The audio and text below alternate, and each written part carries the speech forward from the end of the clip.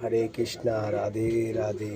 এই আমাদের রাধা রানী, আমাদের মাকে রোজ পুজো করা হয়। ওপরে মা লক্ষ্মী নারায়ণ সব আছে।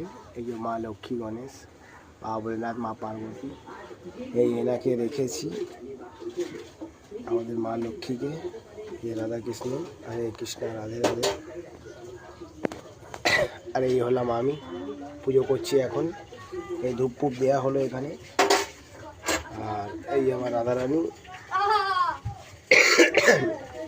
সকল বন্ধুদেরকে বলছি, ভগবানের উপরে বিশ্বাস করলে যে আমাদের রাধারানী আছে, ইনি সব থেকে বড়। এনাকে বিশ্বাস করুন।